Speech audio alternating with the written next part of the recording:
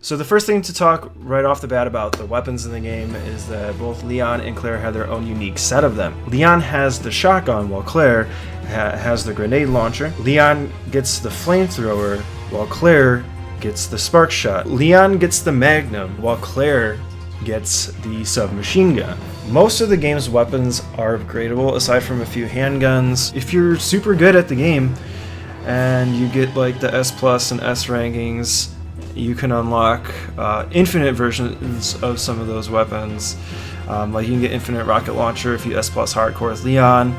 You can get infinite minigun with Claire if you S plus on hardcore with her. There's an infinite combat knife that you can unlock as well with getting all the Mr. Raccoon statues. There's 3 defensive items in the game. There's the knife, there's the grenades, and there's the flashbangs. Those are hands down one of the best weapons to have, actually. They're going to get you out of a lot of sticky situations. There's no duplication of a weapon, so I thought that was really cool. So when you're playing, so it gives you a really strong sense of gameplay differences between the two characters, Leon and Claire. Also, again, the flamethrower is not bad in this game, so it's even good against like regular zombies too as well. All of these weapons are in the original game too, by the way. There's not a single weapon aside from maybe I think some of the handguns, and obviously the grenades and flashbangs.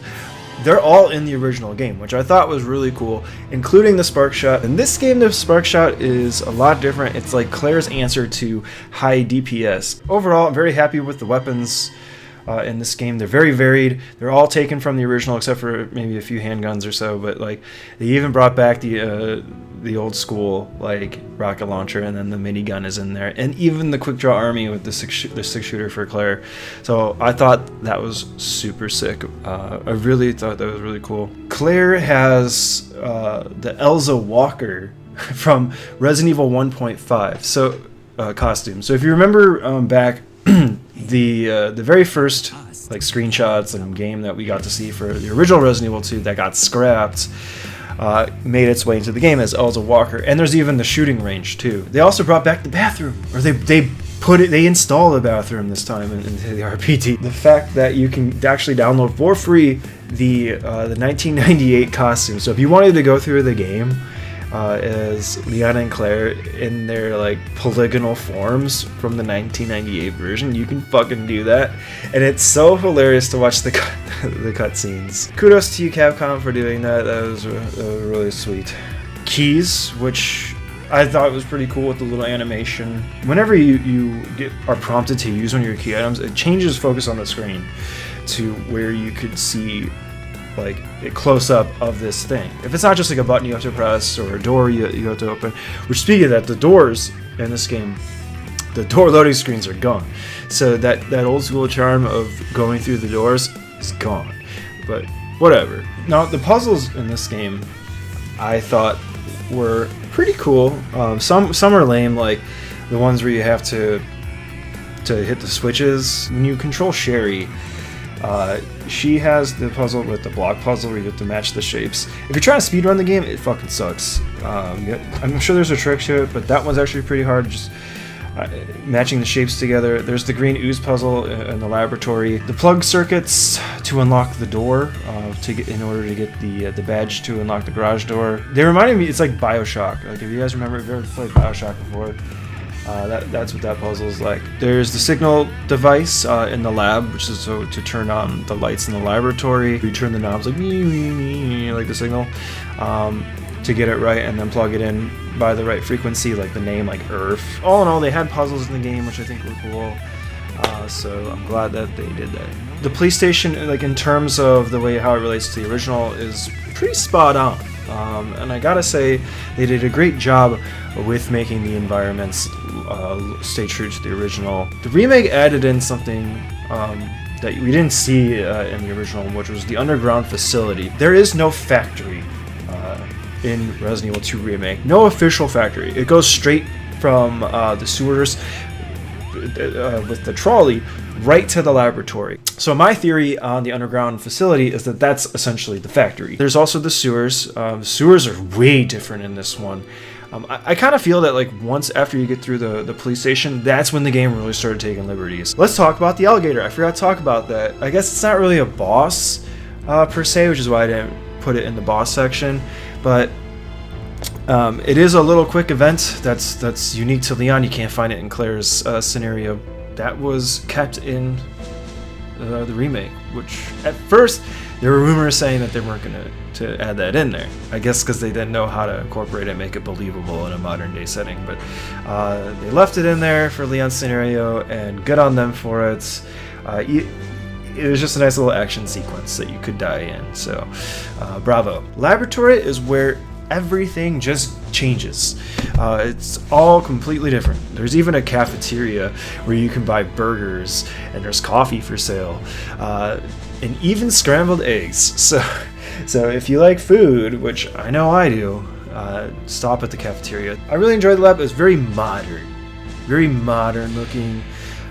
They really took liberties in changing it, make it look real nice and clean and like sterilized. I guess like how a modern lab should look, right? They brought back the robot arm, like the one that's like oh, that gave me warm feelings inside when I saw that. But I think the changes are mostly welcome because it is a remake. Who wants to play exactly the original? As far as the streets go, the game does start off in the streets like the original, but you don't see Kendo right off the bat. I was so mad. You meet Kendo like kind of midway through the game, only with Leon, by the way. He's not in Claire's scenario. So the streets are very different in the remake right off the bat, and I was so disappointed because I was like, that's the street section, and I think everybody was disappointed with that too. After getting out of the parking garage, going into Kendo's gun shop, and then you go into the sewers. So I was like, after that I was like, oh, that's all the streets. Damn, that sucks. So I don't like the way what they did with the street section in this game. But then I played as Claire, and everything we remember from the original Resident Evil 2 street scene is actually in Claire's sequence to go from the police station to the orphanage, which is a new area. On the way to get to the orphanage is essentially where you see all this. They paid homage to all the street scenes from the original, and I'm so glad that they did that. Even down to to getting on and off the bus. So that was really awesome of them to do that. The basketball court's in there, even the little Grady walkway with the stairs is in there too. So thanks Capcom for including that. That when I remember going through that originally, I was like super fucking happy. Just like the original, you can control Ada. You have her little sequence, and then you have Sherry's sequence as well when you're as Claire. In this one, they basically give Sherry's section to the orphanage, where it's a sequence of basically hide and seek, where you have to hide from Chief Brian Irons as he's looking for you. It could be kind of boring. I mean, if you're speedrunning the game and you're doing it multiple times, it could be very boring. I don't know, but it's cool the first time through, I think. One thing that sucked though, a lot of people didn't like, was the way Chief Brian Iron dies in this one. It's like his body didn't split in half. Everybody's wanting his body to split in half. Instead of, you just got like some aliens, like from Aliens, just burst out the chest, and that was it. When you control Ada, I think, fuck it. I think it's actually the worst part of the game. Everybody complains though about the fact that you get to use the gun thing. I thought that was cool though. A little tedious, but I thought it was nice, the fact that they included that. Spy Ada, like the one from Resident Evil 6. She's got all the spy equipment and shit. The ending for the game is pretty cool because like the actual ending sequence is very similar to the original, but the main key difference is the truck driver fucking flipping Leon the bird. When that happened, I was hysterical. I think that everybody really truly enjoyed that. I just quickly want to touch up on the differences between first and second scenarios. Obviously, if you play the game as Leon first scenario, you beat it, let's say, or even Claire first scenario, you unlock second scenario for both characters in this. So that was interesting. I was like, why would I fucking want to do Leon second? Here's how I look at scenario 1 and 2. There's tons of inconsistencies. You've probably seen this all over the internet. In the original game, it was supposed to, what it did was it showed the events of now Claire's, what she was up to during the whole time. Now, although you would be in the same areas of the game, there were different people you met. Most importantly, you fight different bosses as each individual character in the original. In this one, let's say you beat Leon first scenario, right? And then you do Claire's second scenario. What's supposed to be what Claire is up to, you go through the same exact boss fights again. I guess this is the one thing I think of I really don't like. The second scenario starts you off in like the courtyard area of the police station, and it's kind of like a rearranged mode. Pretty much once you beat Police Station 1, it's the exact same fucking game as the scenario, or the first scenario. Also, in second scenario, once you beat the proposed final boss for scenario 1 of that character, so like for Claire it would be G4, then you or for Leon it would be the Super Tyrant. Instead of the game ending, if you're playing a second scenario, it would take you on to the Vagina Monster, G5, so which it did in the original. Everything in between Police Station 1 and the G5 fight on the train is exactly the fucking same. My theory is what they originally intended to do was both characters just have one scenario. The end of the game was supposed to include G5. After that, character's unique boss. I don't know, I guess that's what I thought was pretty lame about the game, honestly. Other than that, it's fine. I'm still glad that they put in the second scenario. It's nice that they did that, but it does feel like it was an afterthought.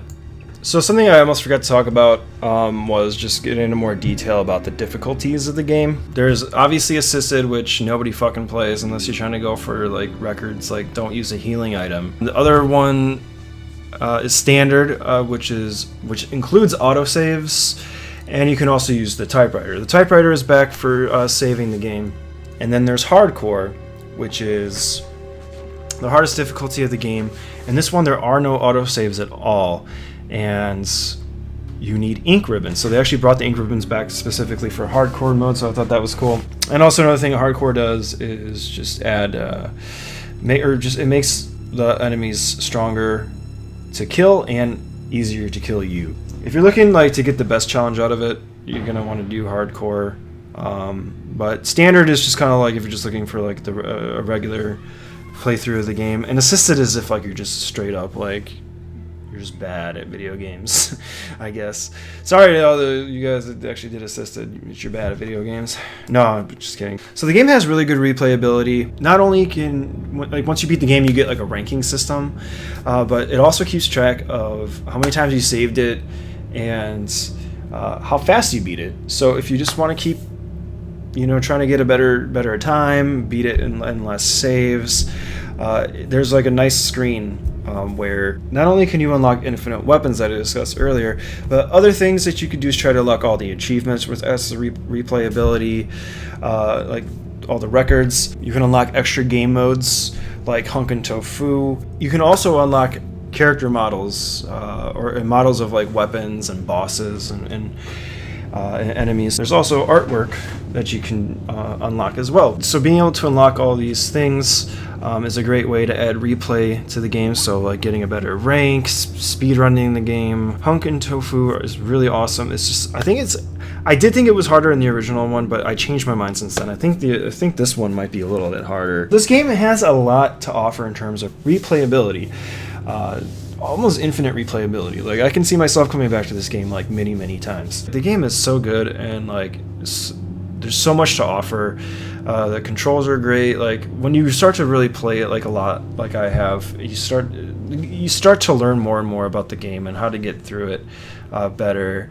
And like there's a really good sense of development in terms of skill. Yeah, I really like what they did with this game. I definitely have to say that this is a proper legit remake, and I can't wait until Resident Evil 3. It feels like they took RE7 but made it into third person and made it more recognizable as a Resident Evil game, like obviously with all the assets.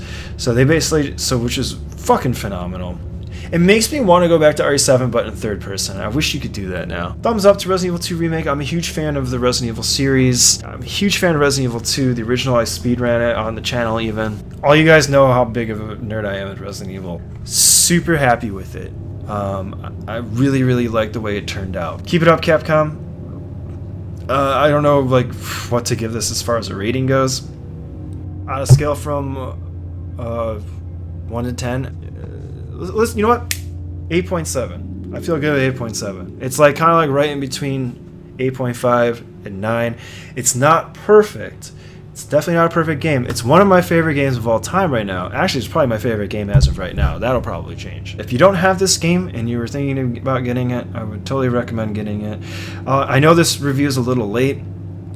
I was supposed to get it out sooner, but I really kind of wanted to wait until like the hype died a little bit for the game before I started talking about it. Plus, I wanted to experience more about the game. I wanted to basically get my fucking nose into the ass of this game and just take a big whiff, you know, like pretty much. Like I didn't want to just like play it for 1 week and then just give my synopsis, my review on it. I wanted to really immerse myself, even watch like other streamers play it, speedrunners do it. I wanted to really fully experience it up to the point of exhaustion before I actually started talking about it. Thumbs up from Sjotyme, 8.7 out of 10. Thank you guys so much for watching. I am Sjotyme of the Baddest Dudes, and make sure to hit that like button if you want to leave I really encourage you to leave a comment, have a discussion in the comment section below. This was really fun, guys. Thanks for watching. Make sure to share, tell your friends about it if you like this video. Oh yeah, and most importantly, make sure to subscribe to the Baddest Dudes. Alright guys, Sjotyme checking out.